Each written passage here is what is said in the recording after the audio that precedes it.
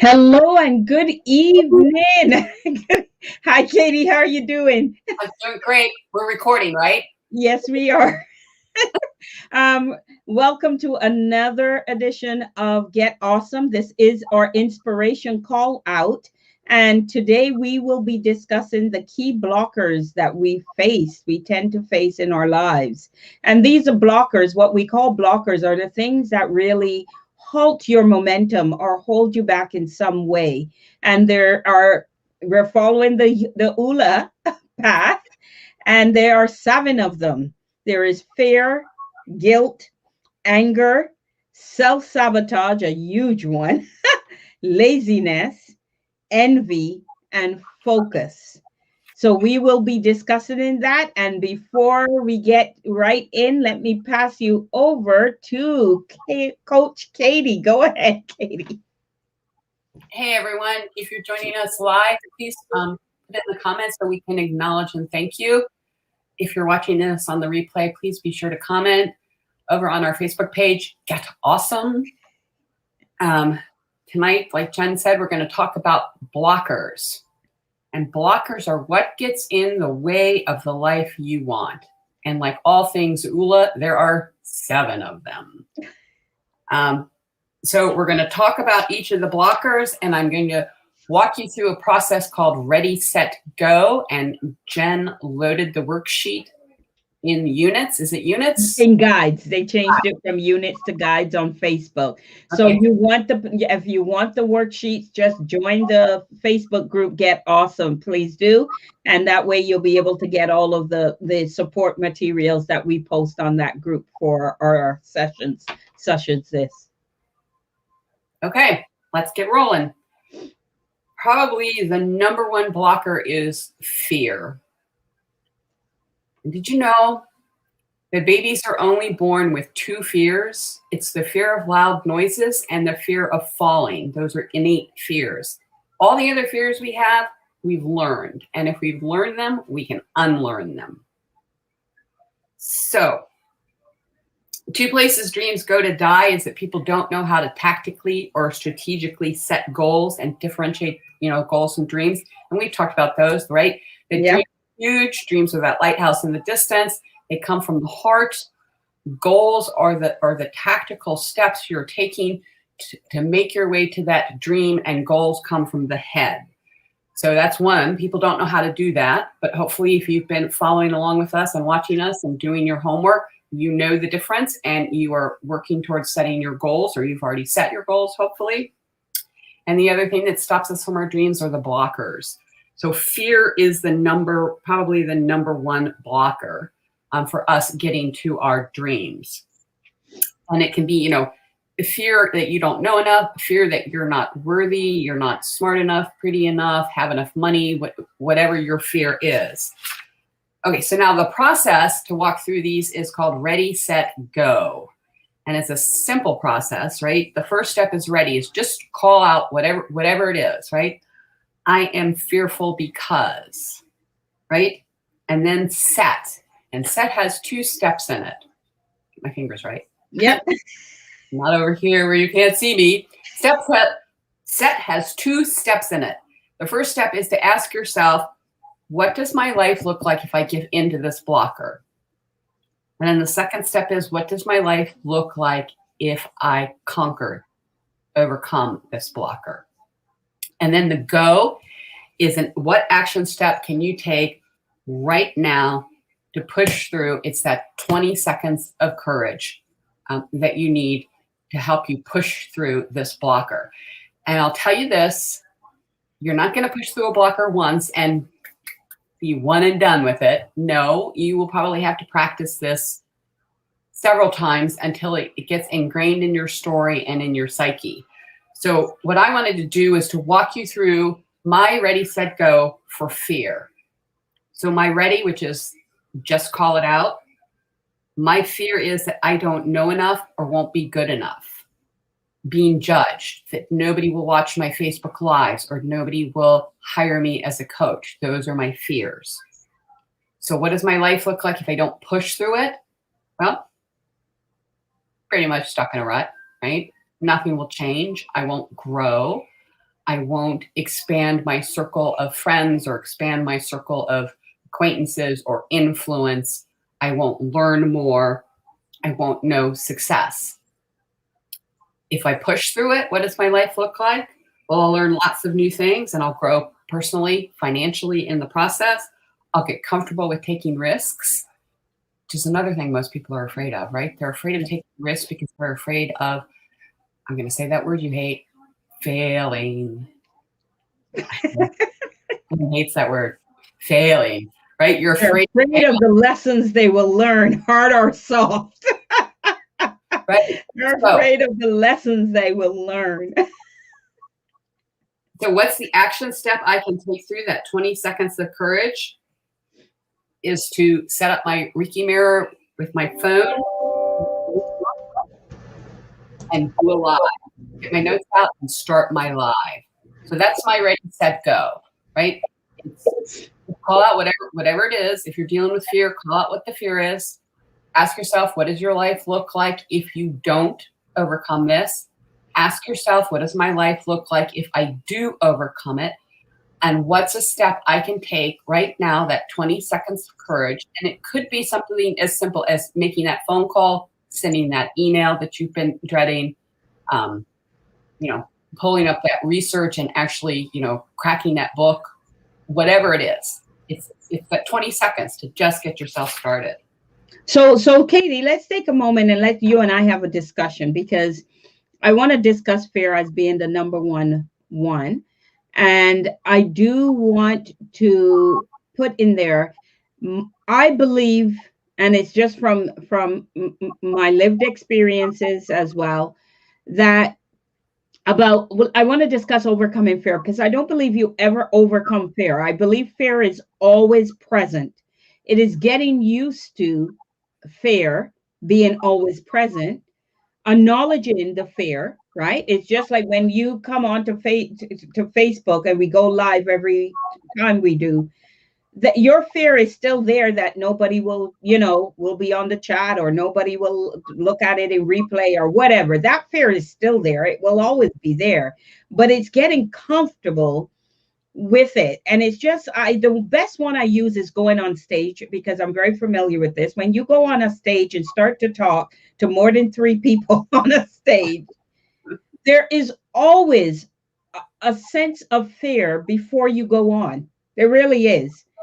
But you get comfortable with it, that you can literally brush it aside, still go on, get in your zone and do, and deliver an amazing speech, or an amazing motivational summit, whatever. The fear is always there. I guess I'm a little nervous telling people they will overcome it. What I look at it, and the words I tend to use under my own practice, is that it is about getting comfortable that fear is always present, facing it, acknowledging it, and then batting it aside, literally, and still take a chance and do what you want to do. So what are your thoughts on that? I agree. Like I said, it's not a one and done. Mm-hmm. Fear is always going to be something that's going to pop up and creep up. Because personally, I don't think you ever truly and finally get rid of that little voice in your head, right? That little voice. It's like the angel and the devil on your shoulders, right? You're always going to have that devil saying, who the hell do you think you are, right? Who's going to listen to you? Well, I'm going to listen to me. And I know people out there are going to listen to me because I have something worthy to say. And I think you do. But it's like, it's not, I think the point is to not let your fear stop you from doing something. Exactly. All of these 7 blockers, they're probably always going to be present in your life, right? Some of them may affect you more than others, but you're always going to have to deal with them. And you're just always going to have to remember that ready, set, go, right? If you're asked to give, like your example of a talk, right? You're asked to give a talk in front of more than 3 people. If you let fear take the reins, you'll turn down that talk. Right? Yeah. But what I've always found, like, even my daughter one day, she said to me, I'm a little nervous. And I said to her, that's good. That's fantastic that you're nervous, because that tells you you're moving in the right direction. You know what that direction's called? Growth, Progress. right? If Right. you have a little bit of nervousness or a fear, it's because you are about to take a growth step and you don't know what's on the other side of that. So that's where the fear comes from. But if you get comfortable taking these growth steps, it becomes second nature. It doesn't mean the fear goes away, but it means that now you are embracing growth more easily than you did before. So, and when you're about to take a job, so you suddenly go from a supervisor to a director's position, you think you're not scared? Oh, yes, you are. You got more responsibility. You got more eyes on you. You got more expectations. Of course, you're fearful, but embracing it and actually doing the job well, you grow. You grow. Does that Absolutely. make, yeah, hopefully it makes sense. It makes perfect sense because, like I said, I don't think these are things you deal with. You will deal with off and on, Mm-hmm. sometimes all in one day, depending on what kind of day you're having. But the idea is to always remember that ready, set, go. Right? Yeah. Okay, I'm fearful because I'm afraid no one's going to listen to me. Right? What does my life look like if I give in? Well, nothing changes. I'm Mm-hmm. still where I am today. Right? What will it look like if I face this? Well, growth, right? Growth, progress. Spread my message, spread hope, Exactly. spread joy, spread love. Whatever it is that you're going to be doing. And so, what can I do right now? 20 seconds of courage. Pick up the phone, make that call, respond to that email, say yes. And then Mm-hmm. plow on, go forward. And the question that I asked too is, when if you choose to give in to fear, how's that working for you? Well, right, Right? right, How is that working for you? right. Are What you is your any life? happier? Right? Right. Or have you made any progress? So those these are the ways to do the ready set go. And I love the concept of ready set go. It takes me back actually to my track and field days, where you're like ready set, you're holding down, ready set to go. So I get that visual in my head every time you say it, and I love it. It's a good memory. So Good. Okay, second one is guilt. We've all done things, said things, or not done things that we should have, that we feel guilty about. mhm. And we have a tendency, some of us, to hold on to that guilt. And it can eat away at us. It can take over your focus, take over your day, because all you can remember is what you did, what you said, who you hurt. So again, ways to work through this are forgiveness is the way, right? Yeah. So ask forgiveness from God or whoever you worship for, then try and go and rectify it with the person you hurt if that's possible. Ask them, how can I make this right? And just remember, you're not linked to the outcome, right? So if they don't forgive you, that's not another thing to add to your guilt pile, right? You've asked for forgiveness from God. You have gone to the person. You have asked for forgiveness from them. You have asked them, what can you do to make it right? If they choose not to go down that path, that is on them and not you. And then lastly is, you need to forgive yourself as well. But I think forgiveness is more about you than it is about the other person. I really do, Katie. I believe once people understand that, I think if people wrap that perspective around their heads, it becomes easier to forgive.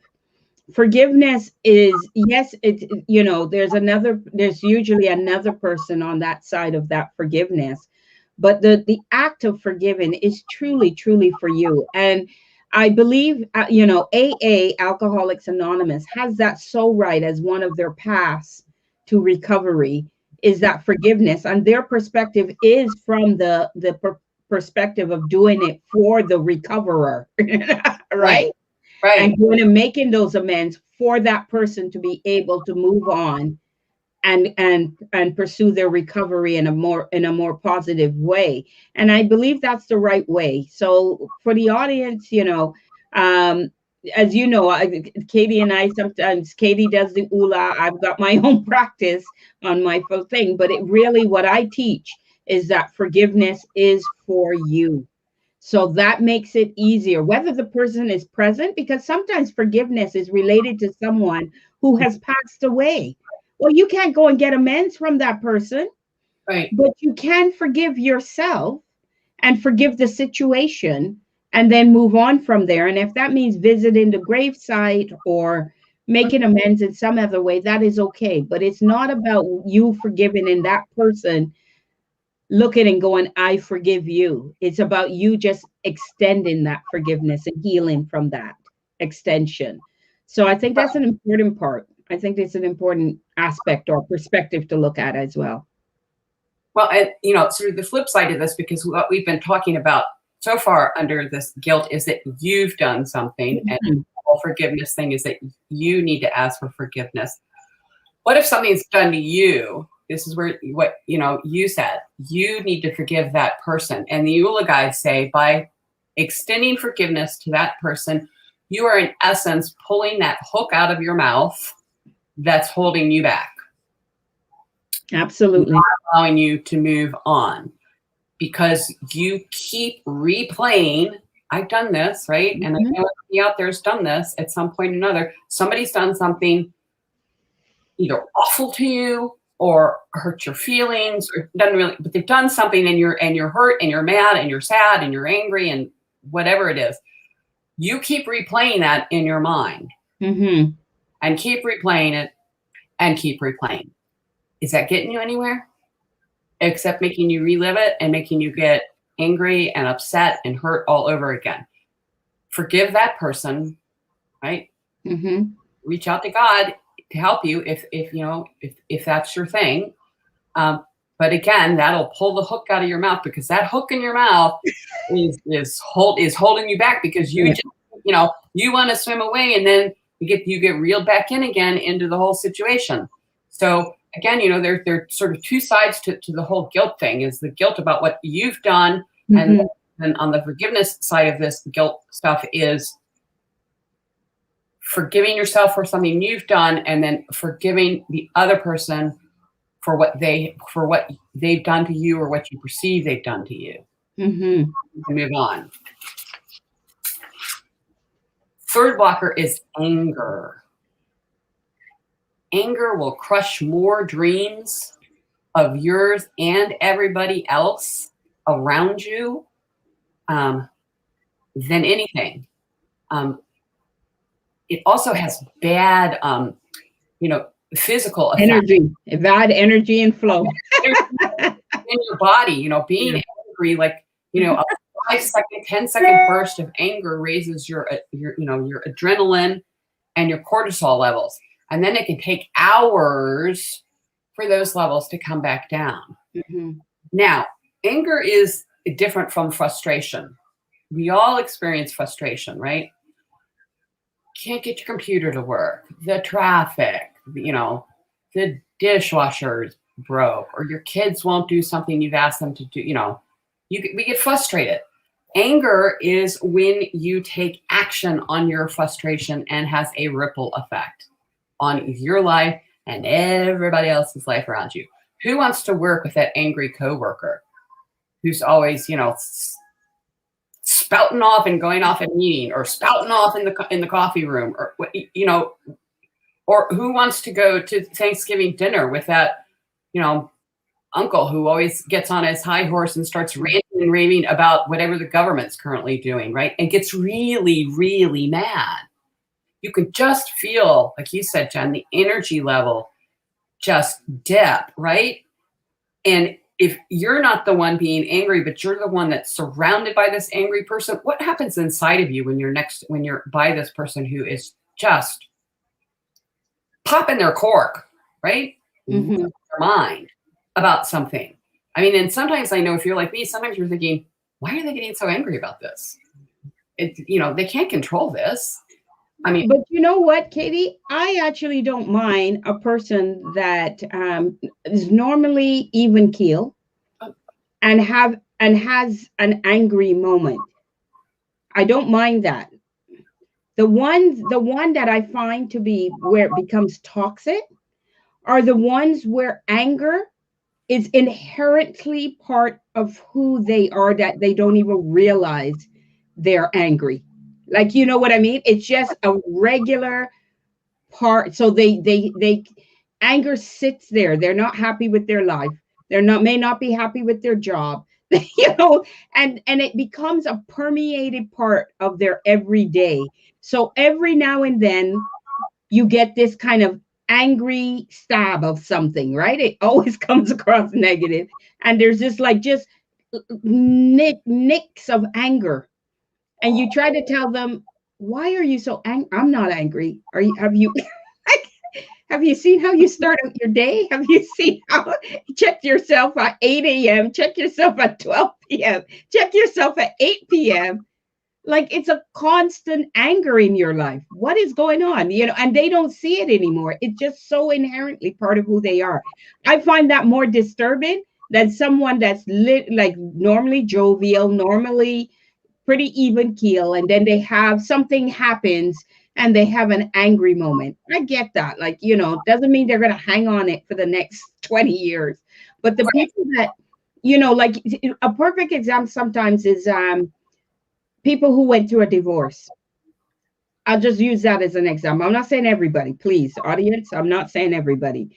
But sometimes, depending on how your divorce goes, because it was for sustained duration, let's say, right, of emotion, they sit then with this angry layer.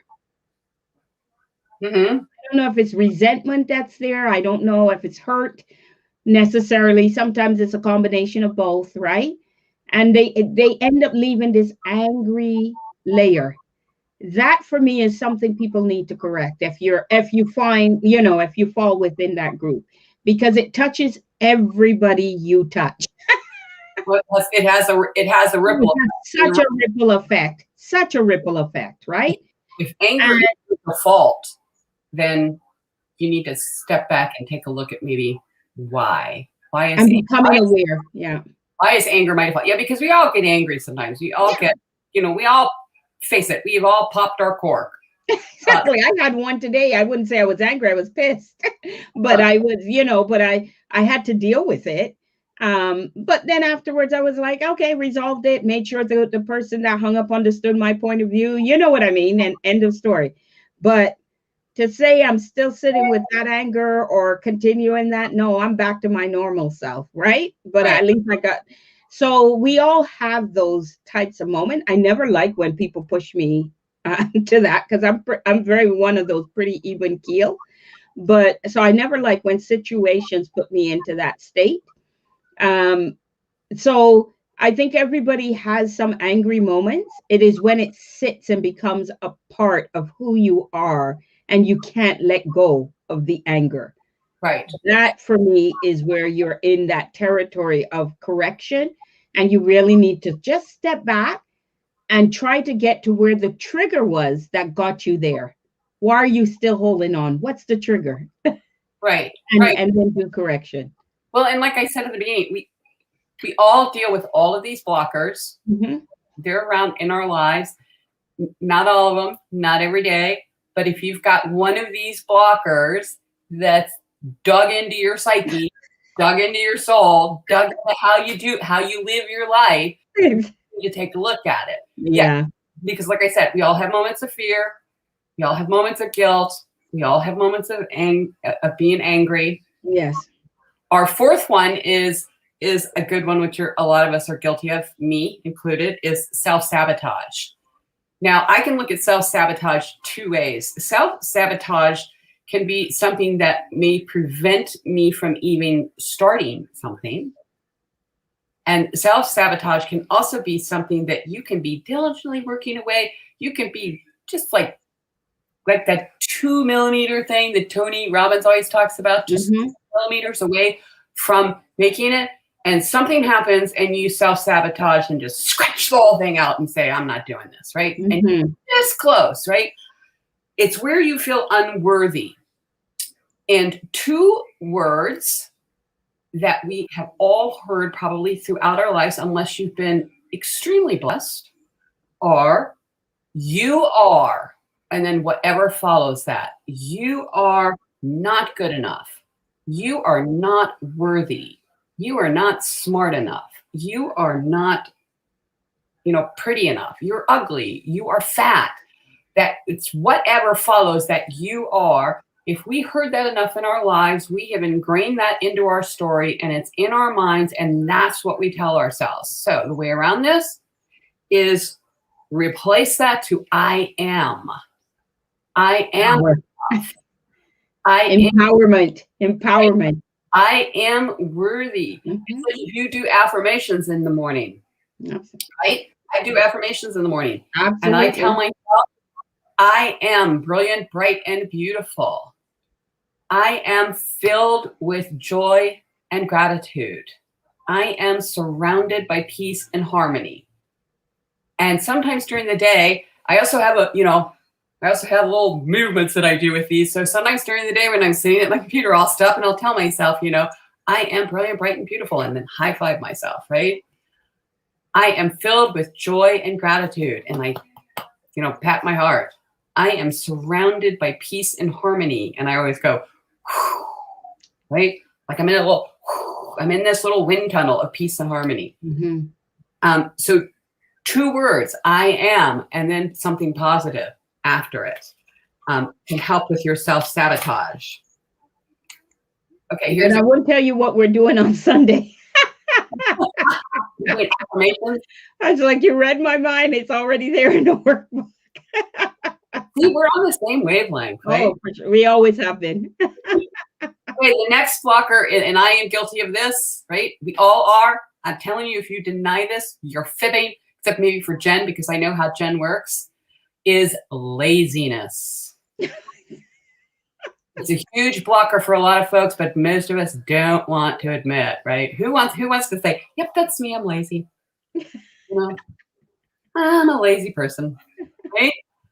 We get sidetracked, right? We'd rather sit on the couch watching Netflix when really we should be, reading our books or doing research online or sending that email, plotting out a course that we want to teach, whatever it is, right? We find 1,000 different things to do. Oh, the laundry needs to be folded, right? This is where last week when we went through the Skittles and oranges, this is where we purposely let our Skittles direct our day. It's not like we do our Skittles and the day gets away from us because we've been working through our Skittles. No, we purposely find a Skittle that we can do so we don't have to sit down and crack that book. So we don't have to start writing our outline for our course. So we don't have to make that phone call, respond to that email, respond to that DM.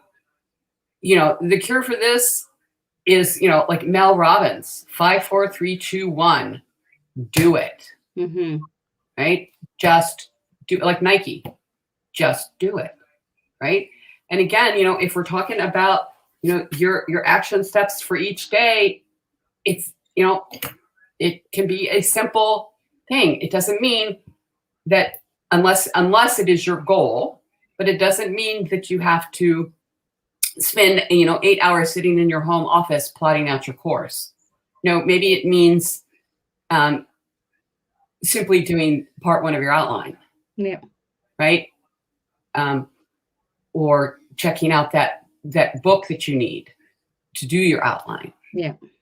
So again, it's laziness. We all suffer from it. And again, remember, all of these, we all suffer from. We all have a tendency to cycle through, depending on our makeup and the stories we tell ourselves and the voices we hear in our head talking to us. So we all deal with this.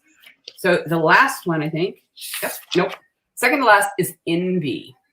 And oh my goodness. Interesting from the ULA perspective. That's a wasted energy right there, envy. Well, wait till you hear this, because I found wasted. Wait till you hear this. This is really fascinating from the ULA perspective, from the ULA guys, Right. holding you back from your ULA life. It's different from jealousy. Oh no, it is. It is. It's. I actually consider it more dangerous than jealousy. Well, see, but and I consider it more dangerous than jealousy, and I consider it a complete wasted energy. it is, and it's actually, when you come right down to it, it's horrible. Okay, so jealousy is just, but see, before I heard this, I would always use these, interchangeable. Interchangeable? Oh, really? No, I know. They were sort of plans or something. Okay, Right. so jealousy is wanting what somebody else has. Mm-hmm. We all do that, right? Somebody else is successful, and you think, but it's good in the sense if you can use that feeling to propel you forward rather than just sitting in the jealousy, right? Well, yeah. Right? If you see, like, I'll use the simple one. You live in a home. You see a home that you want, right? Designed the way you would want, and you go, oh, that's exactly what I want. You use that desire to propel you to be action oriented, to go after the things you need to do to be able to get the home. That I see positive, right? But it's when you Right. then, and jealousy can turn to envy in my mind. So you see the same house now and you keep pondering it. You keep passing it every day. Let's say you jog every day, you pass it every day. And rather than do the things you need to do to try to attain that goal, what you do now is every time you start to get envious and your language starts to get that way and your whole and all of a sudden you move from just seeing something you like that you thought, okay, very nice, that we'll use the Jones name, Mrs. Jones, Mr. and Mrs. Jones has that, to now, oh, those darn people, and it becomes this poisonous. Right, it does because according to ULA, envy is not only do you want what that person has, you don't think they should have it either. Exactly. Which is really poisonous. That is an awful way to be, right? Yeah, that's awful. So again, here's the positive slant on this, on jealousy, is use it for inspiration on what you can achieve, right? Every minute that you spend focusing on somebody else's achievements, what they have, what they do, how they live, is a minute stolen from focusing on what you can do, right? Mm-hmm. It said comparison is the thief of joy. And in a way, to me, if you get sucked into this jealousy, envy thing, you're sucked into that comparison trap, right? And it's like a virus, right? Like you start that kind of thinking and you encourage that kind of thinking, Katie. It's like a virus. Like it starts to go in. And after a while, you can't separate reality from what how that poison has made you look at things. And I don't know, it's like my encouragement, stay away from that. Really fight that. Like if that's part of your psyche, fight that. Right. Well, and again, it has, to me, envy can have, if you get sucked into that, like you said, can have a ripple effect, right? Because if you get sucked into this whole comparison trap and being envious of what somebody else has, then your inner voice, your inner story is saying, why them? Why not me? I'm not smart enough. I'm not good. Right? And you cycled into the self-sabotage. You cycled into the fear. How did they do it? I can't do that. I'm not good enough. I don't have a college degree like they did. I didn't have, who's going to listen to me? Right? Do you see how it can feed into some of these other blockers? And the key thing you said is you never know how somebody got something, right? Like I know, like running a business or opening a business and being an entrepreneur is one of the hardest journeys people will ever go on. So I can never be envious of a successful entrepreneur. I'm actually quite gratified, happy for them, because it couldn't have been easy for most. I'm not talking if you were born into money and it was handed to you. That's not what I'm talking. If you literally started an endeavor from scratch and then became achieved a lot towards that, there's no way anybody should be envious of you until they walked in your own shoes to achieve what you achieved. We don't know how people got what they got. So what is the point and the energy in envying them of it, right? Like Right.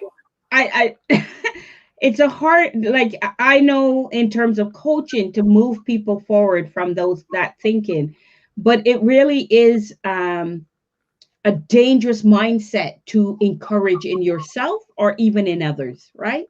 Very Right. dangerous mindset. Right. Well, look at Jamie. If Jamie Kern Lima, Mm-hmm. story about, first sold her company to L'Oreal for like over $1 billion. Billion. First female CEO at L'Oreal, yeah. But if you read her story or hear her story, she and her husband started It Cosmetics in their apartment, in their living room, Mm-hmm. with, card tables set up with computers and printers and, getting no for, more times than anyone would want to admit, and, crying herself to sleep at night down to their last penny. Before they got their break. And it was a desperation move that got her success because she was down to her last, if she didn't make the sales that night, she was literally leaving and it was crash and burn. So when she made the sales that she finally did, and she took off, you remember when she took off the makeup and showed that she was suffering from I forget what the rosacea. Rosacea. That was a desperate move on her end because she knew she could not afford to walk out that door and not make sales. So she became very authentic in that moment. And it was that authenticity that gave her then fueled her success, right? Or her achievements. So we can't envy people like we can't we can't envy her the 1.2 billion, we can't envy the 1.2 billion that she was able, because she worked her butt off to get there, and that needs to be admired, not envy. And if we want to work our butts off the same way to get where she is, then one day somebody might be looking at us, admiring us for our achievements. But if we're someone that goes, I'm not going to work that hard for that, then there's nothing to envy. Results. Huh? Don't expect the same results then. Exactly. I mean, look, you do you. Lloyd says you do you, right? We're not here to tell you that you got to be down to your last penny, that you got to cry yourself to sleep at night. Hers is just a story of somebody who had a passion and a focus and a drive and a belief in her product. But at the same token, was getting no's from Ulta, from Sephora, from QVC, from Nordstrom's, from Macy's, from all of these big, all of these major corporations saying, no, just doesn't fit, right? But she persevered. So her story should be an inspiration, right? Mm-hmm. Like we said, use what you may be jealous or envious of as inspiration. Yes. For something positive as opposed to something negative. So use it for something that you can learn from, grow from, get ideas from, bolster your belief in what you are trying to accomplish. Because if Jamie could do this, right? And the first time, for those of you that don't know her story, the first time I ever saw Jamie Kern Lima, she was on the first season of Big Brother, and she was a college student from Washington State. And then 25 years down the road, look at where she's come. She's not an overnight success, right?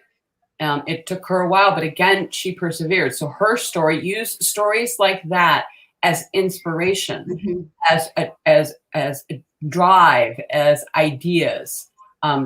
Instead of something negative. Because, right, Jen, you're right. Envy and jealousy will get you nowhere. And comparison is the thief of joy, right? Absolutely. I am filled with joy and gratitude. I am filled with joy and gratitude. I'm not, look, I know it's easy to get sucked into that comparison trap. I have a tendency to do that, but then I have to stop myself, back away from it and say, okay, this is not accomplishing anything, right? Mm-hmm. Part of all of this stuff with these blockers is raising your self-awareness, right? Is raising your awareness of when you start to fall into these blockers. Mm-hmm. And the one thing that you actually mentioned it, Katie, because I do believe that if you lead a life of gratitude, if you put gratitude, I always talk about these two G's, G squared. My G squared attitude is grace and gratitude. Gratitude being leading you to grace, and if you lead by gratitude, you are focused on the things you have. Your very little focus is on what you don't have.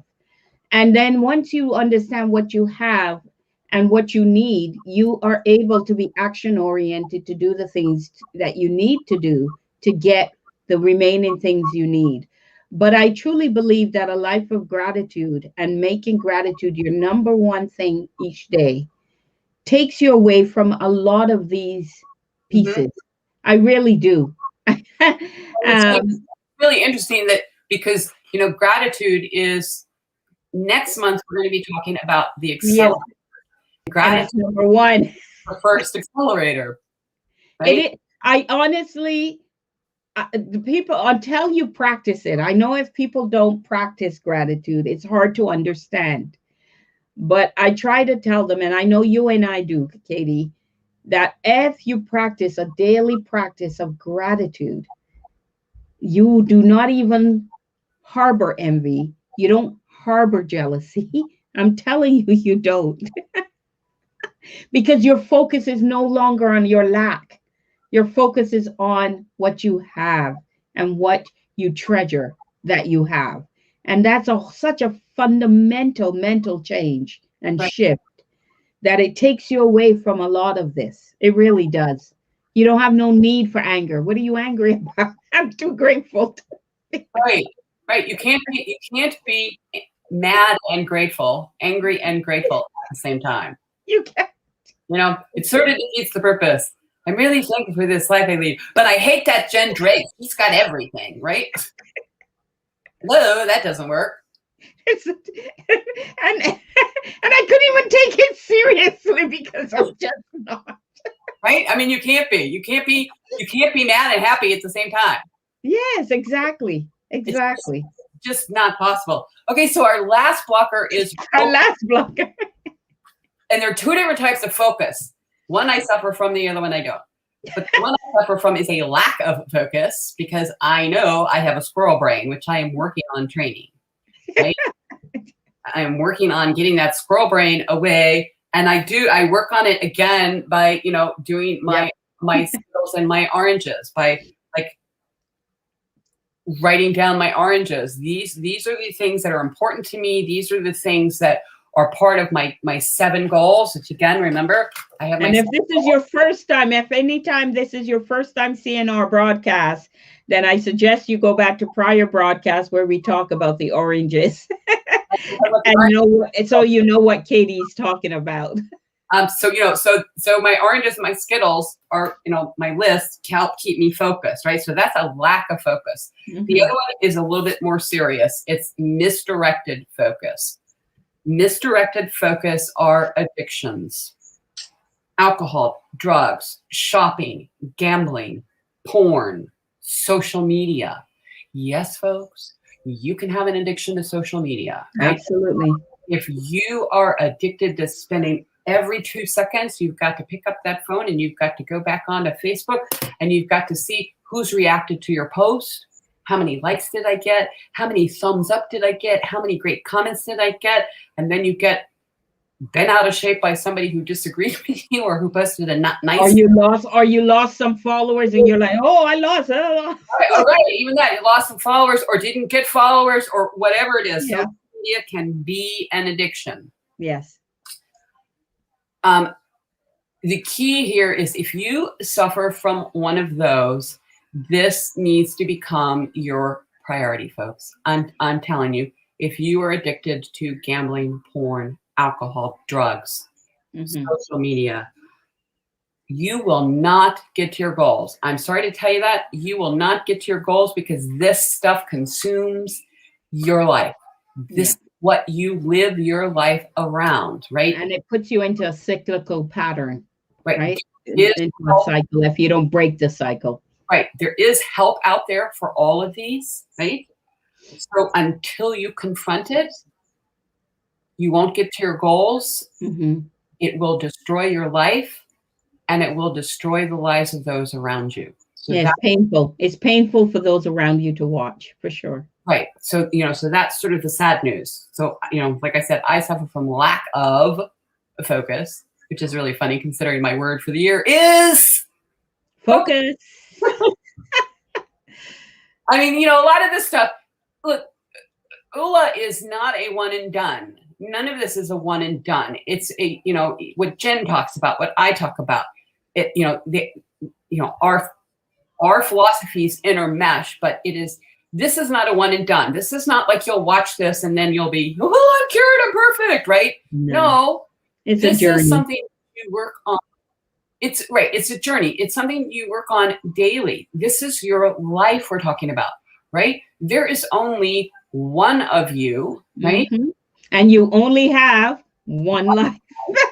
So and there will only ever be one of you because God made you. This is your DNA. Nobody else in the world, unless, of course, if you're going to get technical, you're an identical twin. But nobody else has your DNA, right? So there's only one of you in this life, right? So here, I'll tell my little story that I always like to do. The one about the lady, right? The object of your life is to not get to the end of your life in a perfectly preserved body. Yeah. You like this, Jen? A perfectly preserved body, right? But rather, you want to get to the end of your life sliding into wherever it is you're going. Hopefully, I'm going to heaven, right? Sliding into heaven, feet first, martini in one hand, chocolate in the other. And here I come! Woohoo! What a ride! That's what our life should be, right? We should get to the end of our lives and and not be worrying about, that I didn't make enough money or that I worked too much or that I didn't take that vacation or that I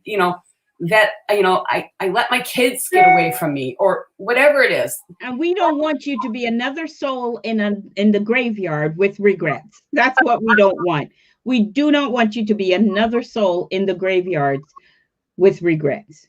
Right, because some religions hold that when you, whatever, it's like Hindu or it's like Islam or and maybe even Islam, hold that when you get to the end of your life, that your God will call on you to explain why you didn't take certain opportunities or certain risks or certain, whatever's, why you didn't do some things, not necessarily why you did do things, but why you didn't do things. And so again, this goes back to these blockers. Do you want to stand in front of Allah or God or Buddha and say, I didn't write that book because I didn't think anybody would read it?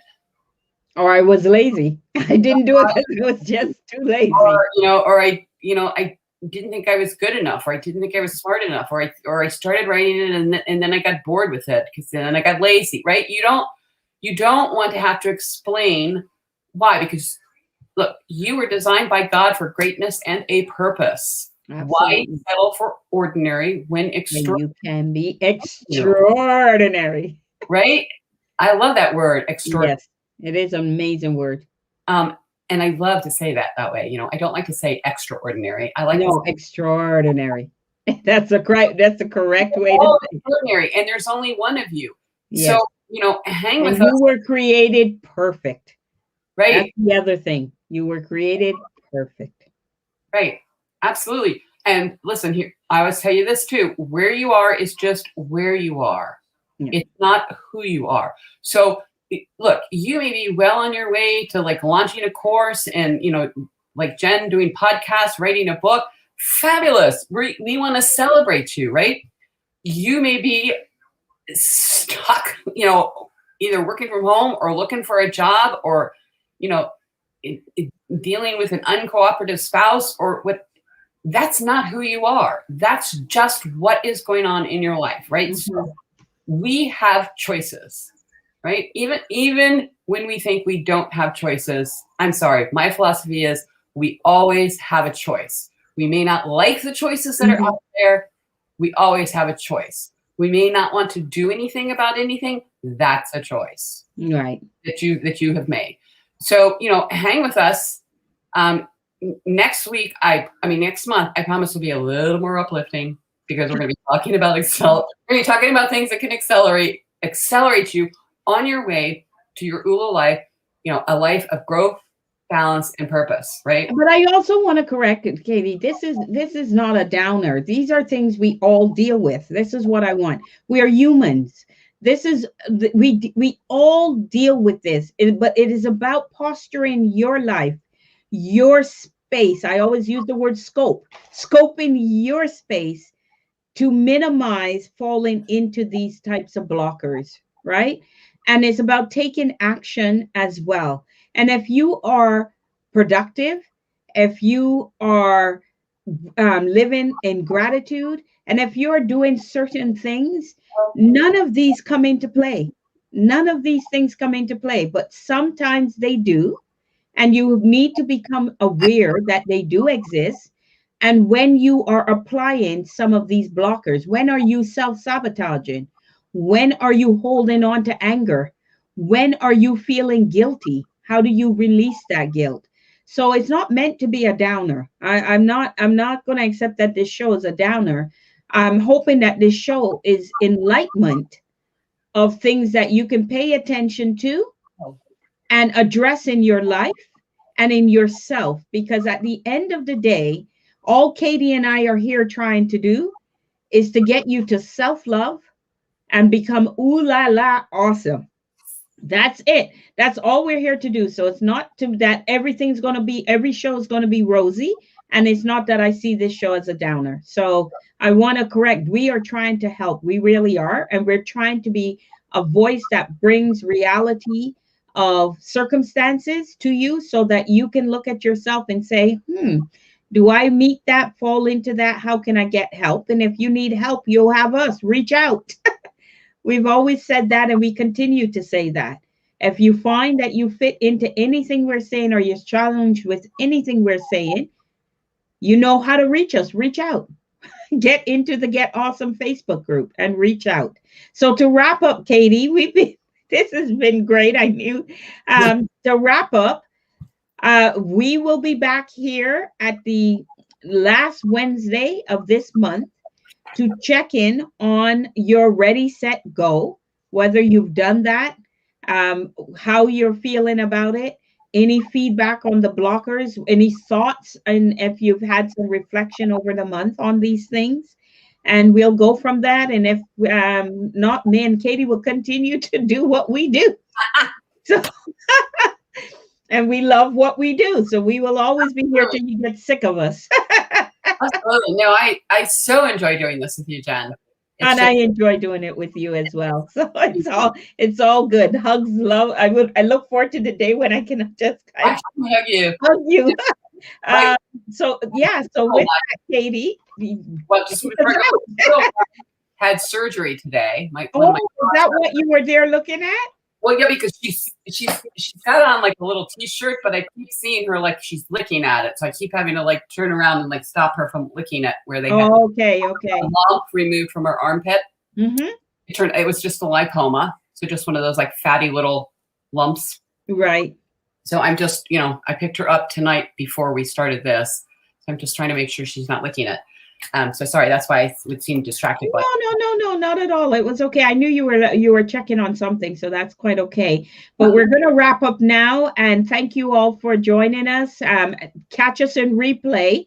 Join the Facebook group, Get Awesome, and start doing all the lessons, even if you have to start from the first guide and work your way through, and then connect with us at the end of the month to get our accountability check-in to see how things are moving for you. and how the needles may be moving upward in your life. So, Katie, with that, if you can take us out with what you know I truly love, and let's just lock it down.